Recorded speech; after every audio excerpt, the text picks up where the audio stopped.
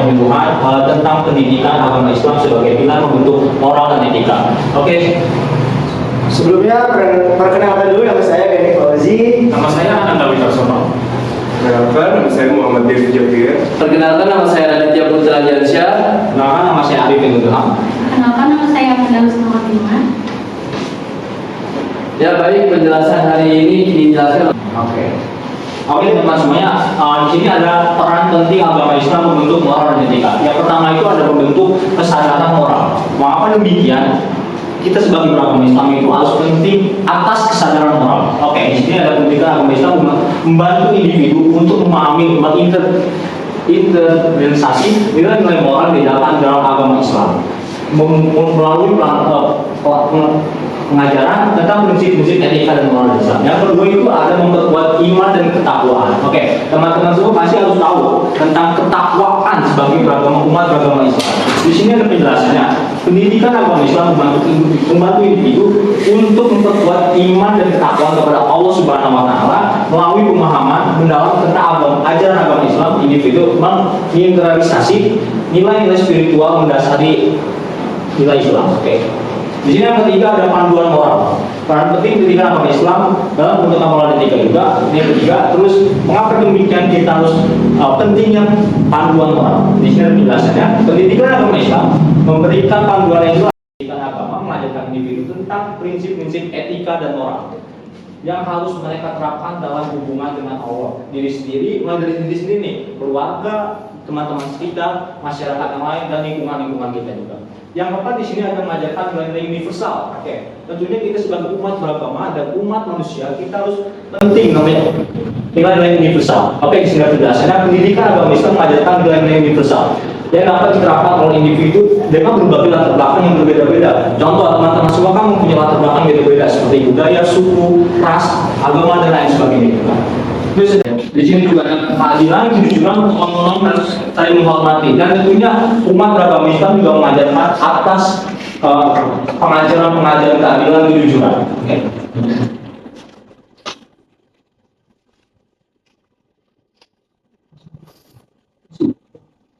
Oke, di sini ada yang kelima mengembangkan kesadaran sosial. Nah, kita sesama umat beragama juga kita harus mengasih tahu teman-teman kita nih atas kesadaran sosial. Itu juga di sini dalam penjelasannya untuk memiliki kesadaran sosial yang tinggi melalui pemahaman tentang konsep seperti ukhuwah atau persaudaraan. Nah, teman-teman semua, kita ini umat beragama Islam, kita ini sama-sama saling bersaudara. Terus di sini ada namanya adil dalam perlakuan. Kita semua nih kita harus adil terhadap teman-teman kita semua. Jadi ketika teman kalian yang kesusahan kita harus membantu, kita harus adil. Terus di sini mengembangkan rasa empati. Nah, tadi itu penting. Terus juga di sini ada kepedulian dan tanggung jawab. Tanggung jawab ini adalah salah satu hal yang penting. Di sini ada yang keenam, mengatasi tantangan moral kontemporer. Pendidikan agama Islam membantu individu dalam menghadapi tantangan moral yang dihadapi dalam konteks modern dengan mengajarkan prinsip-prinsip agama yang relevan dengan isu-isu kontemporer seperti integritas, toleransi, keadilan gender, lingkungan, dan teknologi. Pendidikan agama Islam membantu dalam membuat keputusan moral dan bijaksana bertanggung jawab. Dan aku mau jelasin juga tentang toleransi. Mengapa demikian? Ketika kita menemukan atau kita punya teman-teman yang berbeda agama pun kita harus toleransi gitu. Ketika teman kita mau beribadah ke tempat ibadah zaman kita harus juga toleransi. Itu juga kita juga harus antar umat beragama, budaya dan lain-lain itu juga harus toleransi.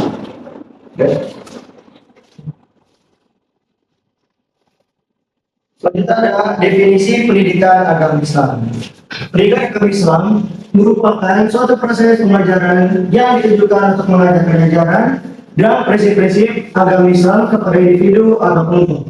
Tujuan utamanya dari pendidikan agama Islam adalah untuk membentuk pemahaman yang benar dan mendalam tentang ajaran agama Islam, memperkuat iman dan takwa kepada Allah, serta menggunakan akhlak yang mulia sesuai dengan nilai agama Islam. Pendidikan Islam mencakup berbagai aspek kehidupan seperti keyakinan ibadah, akhlak, hukum Islam, sejarah, etika, sosial, dan moral. Berikut ini adalah beberapa nilai utama dalam agama Islam. Dalam agama Islam, yang pertama tauhid, keesaan Allah, Nilai ini mengajarkan bahwa hanya ada satu Allah yang Maha Esa dan segala bentuk penyembahan harus ditujukan hanya kepadanya. Terus ada iman atau keyakinan. Nilai ini menekankan pentingnya memiliki keyakinan yang kuat terhadap ajaran agama Islam, yaitu keyakinan akan adanya Allah, malaikat, kitab-kitabnya, rasul-rasulnya, hari kiamat, dan takdir. Yang ketiga ada akhlak, etika, dan moral. Agama Islam menekankan pentingnya menjaga akhlak yang baik dalam segala aspek kehidupan. Nilai-nilai seperti kejujuran, kesopanan, kedermawanan, kesabaran, dan kasih sayang merupakan bagian integral dari pemahaman akhlak dalam Islam. Selanjutnya, Mas Radi. Pemahaman nilai-nilai agama Islam. Ibadah ritual agama, nilai ini mengajarkan pentingnya menjalankan ibadah yang ditetapkan dalam agama Islam seperti salat, sembahyang, puasa, zakat, sumbangan wajib, haji, dan sebagainya. Ibadah-ibadah ini dianggap sebagai sarana untuk mendekatkan diri kepada Allah. Yang kelima, ilmu pengetahuan, pemahaman akan nilai-nilai ilmu pengetahuan sangat ditekankan dalam Islam.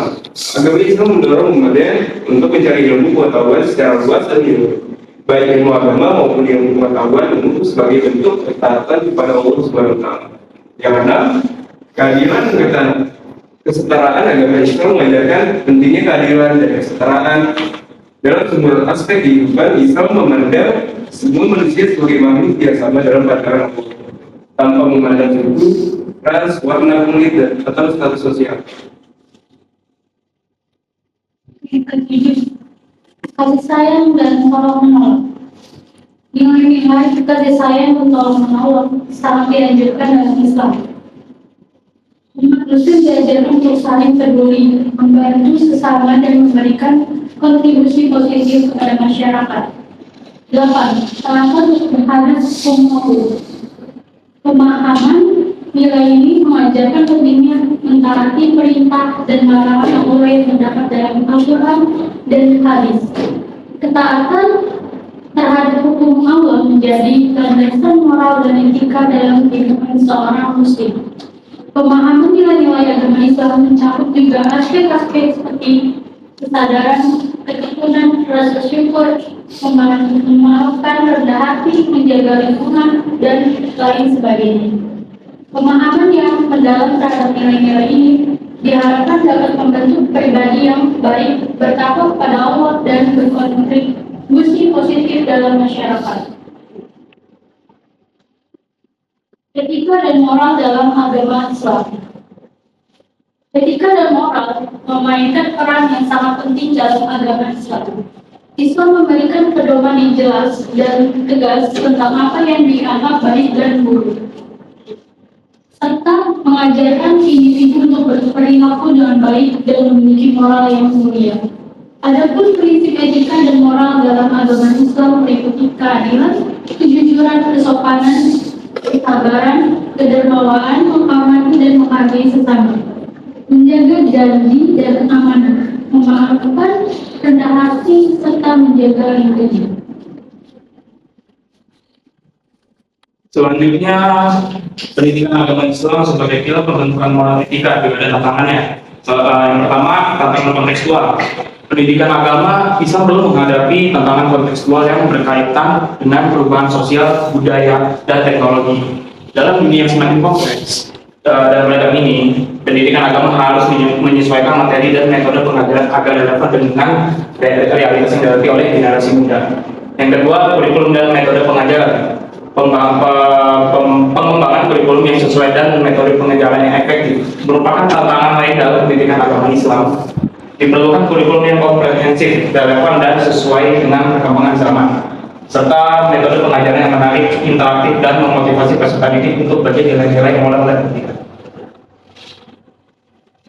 Ya, selanjutnya kualitas pengajar. Ketersediaan pengajar yang berkualitas dalam pendidikan agama Islam juga merupakan tantangan penting.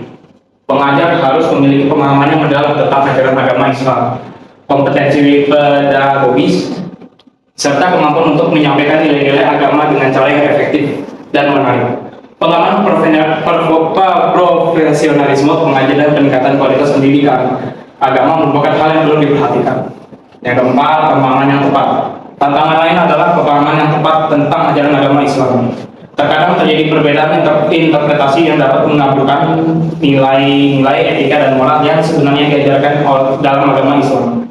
Oleh karena itu, diperlukan pendekatan yang jelas dan konsisten dalam mengajarkan nilai-nilai agama Islam untuk menghindari ketidakpahaman. Yang terakhir, pengaruh lingkungan sekuler. Di dalam lingkungan yang lebih sekuler, di mana nilai-nilai agama seringkali terpinggirkan, pendidikan agama Islam dihadapkan pada tantangan dalam mempengaruhi pemikiran dan perilaku individu, penting bagi pendidikan agama. Norma sosial. Perubahan nilai dan norma sosial adalah fenomena yang terjadi secara alami seiring perkembangan masyarakat dan perubahan zaman. Berikut ini adalah beberapa faktor yang dapat menyebabkan perubahan nilai dan norma sosial. Yang pertama itu perubahan sosial, perubahan dalam struktur sosial, demografi, teknologi, dan ekonomi. Masyarakat dapat mempengaruhi nilai dan norma sosial, misalnya dengan adanya kemajuan teknologi informasi dan komunikasi, nilai-nilai seperti komunikasi virtual dan penggunaan media sosial yang telah menjadi bagian dari norma sosial yang baru. Dan yang kedua, perubahan sosial. Perubahan dalam struktur sosial, demografi, teknologi, dan ekonomi masyarakat dapat mempengaruhi nilai dan nilai normal sosial, misalnya dengan adanya kemajuan teknologi informasi dan komunikasi. Nilai-nilai seperti komunikasi virtual dan pengguna media sosial telah menjadi bagian dari norma sosial yang baru. Ya, baik, untuk selanjutnya perubahan nilai dan norma sosial. Dan yang ketiga itu perubahan pendapat dan kepercayaan. Perubahan pendapat atau pandangan tentang isu-isu tertentu serta perubahan dalam keyakinan agama atau filosofi hidup dapat mempengaruhi nilai dan norma sosial. Jika pandangan atau keyakinan individu atau kelompok berubah, hal ini bisa membawa perubahan dalam nilai-nilai yang dipegang dan norma-norma yang dianut. Dan yang terakhir itu perkembangan ilmu pengetahuan. Kemajuan dan dalam ilmu pengetahuan dan penelitian dapat mempengaruhi pandangan dan nilai-nilai masyarakat. Pemahaman yang lebih baik tentang aspek-aspek seperti etika, hak asasi manusia, dan lingkungan hidup dapat memicu perubahan nilai dan norma sosial dalam masyarakat. Oke, yang sebelumnya sebelum kelompok kami diakhiri, di sini ada yang mau bertanya? Kak, mau nanya, apa saja prinsip norma dan etika dalam Islam? Jawabannya keadilan. Mengapa diberikan keadilan? Kita nggak usah ngomongin agama deh. Kita ngomongin dasar Pancasila. Pancasila keadilan sosial bagi seluruh rakyat Indonesia. Memang dasarnya keadilan itu sangat-sangat penting. Ya. Terus yang kedua ada kejujuran. Nah, teman-teman semua juga kita harus jujur dengan atas hal apapun itu. Terus ini ada kesopanan. Kesopanan kita ya dengan orang yang lebih tua pun kita harus kesopanan. Gitu.